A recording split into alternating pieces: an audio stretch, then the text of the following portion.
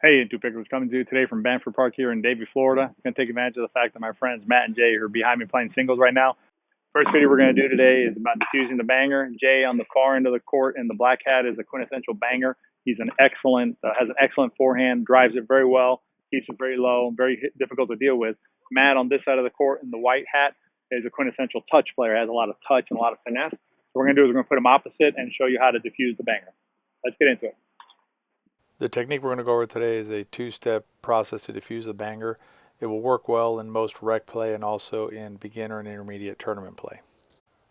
Let's look at an exchange between Matt and Jay where we can go over the sequence for defusing the banger. First, Matt simulates a return of serve here. Then Jay, as the serving team, drives the ball from the baseline. Matt will then soften the ball into or near the kitchen. Jay moves forward and, as bangers tend to do, tries to drive the ball again from this point. And this is where Matt will then get out of the way and let the ball go out of bounds. Let's look at how the two steps work here. First step is to soften the drive. Second step is simply to get out of the way and let the ball go out of bounds. And in this last one, we exaggerated a little bit where Matt basically leaves the court before the ball's even hit and goes to get some water. Let's look at the first step, which is how to soften the drive. What you're going to do here is a block volley. The first volley you see me execute here is a punch volley. That is not the type of volley we're trying to execute for this strategy. What you're trying to do for this strategy is a block volley, which is the second volley, and just drop it near or into the kitchen. In order to properly execute a block volley for this strategy, you're going to have to adjust the grip pressure on your paddle. By grip pressure, we refer to the amount of pressure that you're applying with your hand on the grip of the paddle. Normally what we talk about is, and there's a scale between 1 and 10, closer to 10, the tighter the pressure on the paddle, closer to 1, the looser the grip pressure on the paddle. In these next 4 sequences, I want to show you the different grip pressures. I'll run them again with the sound on so you can hear how it sounds different for each different grip pressure that I have.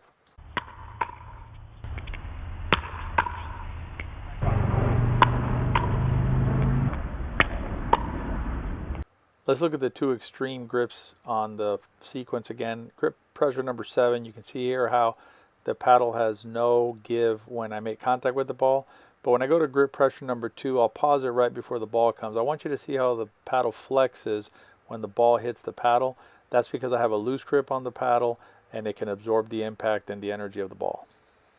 Let's look at it one more time from a different angle so you can see where the ball lands. We'll do semi-firm, softer, and softest this time. I'll run it again with the sound so you can hear the difference on the shots with the different grip pressures.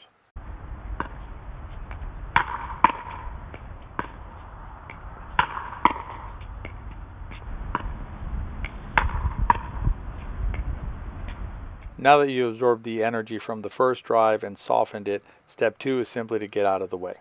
This step is not a complicated step to explain. The only thing that is important to remember here is that you really have to be ready to move before the ball gets hit. You're going to see in these next sequences how Matt basically is getting ready to move before the ball gets hit and actually starts to move before the ball is hit the second time. Even though the balls are landing out in these simulations, the fact that the ball is landing out is not necessary for the strategy to be the correct strategy, as long as the balls land out more often than not. This 2-step strategy should work in most situations, but it will not work in all situations. Make adjustments as necessary. If you need help deciding what to do or when to use a strategy, download the decision tree at the bottom of this video.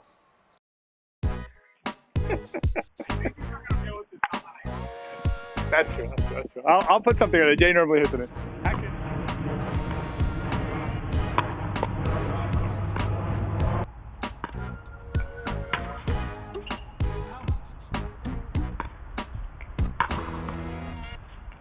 Oh, I wasn't filming. Are you serious?